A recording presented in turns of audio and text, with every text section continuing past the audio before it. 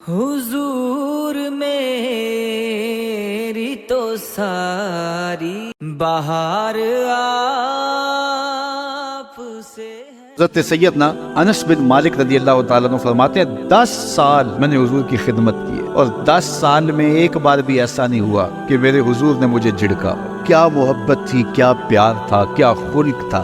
خلق او دینے مولئی دنیا، خلق او دینے مولئی دنیا، کوئی ورلائی جان بچاوے آزم ایڈا سونا ماہی سنو کدرے نظر۔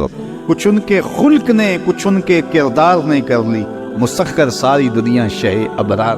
اچھے اخلاق کا عامل جب بندہ ہوگا اس کا ایمان کامل ہوگا اور اس کا ایمان اچھا ہوگا۔ تو نامہ اعمال میں جو عمل ڈالے جائیں گے، جو ترازو پہ میزان پر جو عمل ڈالے جائیں گے، سب سے وزنی عمل نماز نہیں ہوگا، روزہ نہیں ہوگا۔ سب سے وزنی عمل کون ہوگا؟ جو پرڑے کو جھکا دے گا، وہ حسن خلق ہے۔ تو لوگوں سے اخلاق اچھے رکھیں، لوگوں سے رویے خوبصورت رکھیں، بات کرنے میں سلیقہ سیکھیں، گفتگو کا طریقہ سیکھیں، لوگوں کے معاملات کے اندر، نجی زندگی کے اندر جھانکنے کی کوشش نہ کیجیے، اور لوگوں کے بارے میں حسن ظن رکھیے، ان کی بہتری کا سوچیے اور ان کے لیے خیر کے ماحول کو فراہم کیجیے، ان کے لیے آسانیاں پیدا کیجیے اور ان کو جو ہے وہ آپ اچھائی کی طرف بلائیے۔ میرے بزرگ فرمایا کرتے تھے جس سے دوستی ہو تو اس کا بھلا سوچنا چاہیے، اور کسی کا بھلا سوچنا یہ ہے کہ اس کی دنیا بھی اچھی ہو اور بالخصوص اس کی آخرت اچھی ہو جائے، تو اس کو دین کی طرف لایا جائے، اس کو اچھائی کی طرف لایا جائے تاکہ اس کی آخرت برباد نہ ہو۔ یہ کسی کا بھلا سوچنا ہے۔ تو اچھے اخلاق کا حامل شخص ہی ایک اچھا مسلمان ہوتا ہے۔ صوم و صلات سے کوئی شخص نہیں پہچانا جاتا، یہ تو اس کا ذاتی معاملہ ہے۔ کسی شخص کی پہچان اس کے اخلاق سے ہے۔ نکاح کرنے کے حوالے سے بھی اللہ کے محبوب نے ہمیں جو رہنما اصول دیا، فرمایا جس کے اخلاق اور جس کا دین تمہیں پسند آ جائے اس سے اپنی بیٹی کا نکاح۔ تو وہاں دولت دیکھنے کی تلقین نہیں کی گئی۔ اگر یہ قدریں ہوں گی ہماری ایک دوسرے سے جڑنے کی، ایک دوسرے سے قریب ہونے کی، رشتہ داریاں کرنے کی، تو پھر اچھا معاشرہ تشکیل پائے گا۔ اور جب ہماری جو ہے وہ ترجیحات اس سے ہٹ کر کے ہوں گی تو پھر اچھا معاشرہ تشخیص نہیں پائے گا۔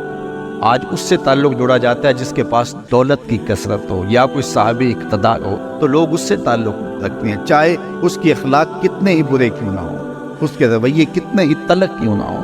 جو اچھے خلق کا حامل ہے اس کی قربت اختیار کرو، تمہیں زندگی اور آخرت کا نور نصیب ہوگا۔ حنظلہ رضی اللہ تعالیٰ عنہ حضرت ابوبکر رضی اللہ تعالیٰ عنہ کے پاس آئے اور کہا نافق حنظلہ، حنظلہ منافق ہو گیا۔ حضرت ابوبکر حیران ہوئے اور کہا کہ کیا ماجرا ہوا؟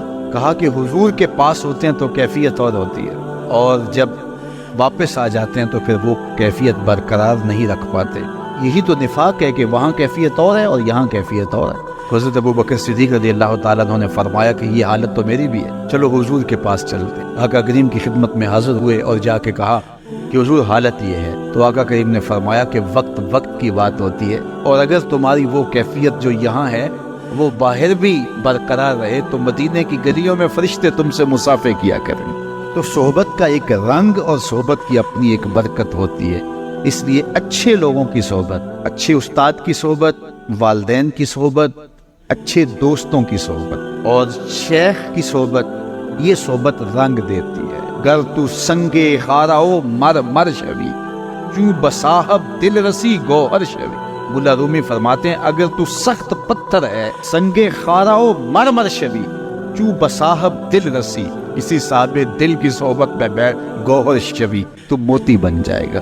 صحبت رنگ چڑھائے گی نا، صحبت رنگ چڑھائے گی۔ شیخ سعدی فرماتے ہیں میں حمام میں گیا تو وہاں مٹی تھی اور میں نے سونگا تو اس سے خوشبو آ رہی تھی، تو میں نے کہا تو مٹی ہے اور تیرے وجود سے خوشبو آ رہی ہے؟ تو اس مٹی نے زبان حال سے جو جواب دیا وہ شیخ سعدی نے نظم کیا کہ اس مٹی نے کہا کہ میں ہوں تو مٹی، لیکن چند دن تک پھول کے قدموں میں بیٹھی رہی ہوں۔ جمال ہم نشی در من اثر کر، وگرنہ من ہما خاکم کے ہستم۔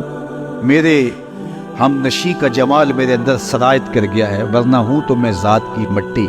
اللہ اکبر۔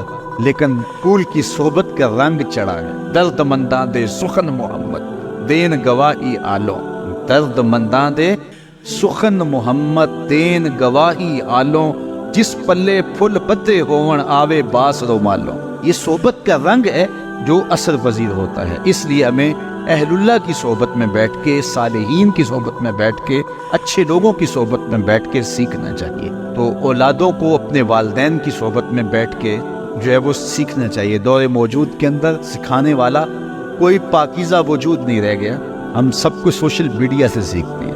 سوشل میڈیا سے آپ کو معلومات تو نصیب ہوں گی لیکن تربیت نصیب نہیں ہوگی۔ آدمی بناتے ہیں، تربیت کسی شخص کی صحبت کے نور سے نصیب ہوتی ہے۔ تو اس لیے ہمیں یہ صدق مقال اور عقل حلال یہ اچھے لوگوں کی صحبت سے نصیب ہوگا۔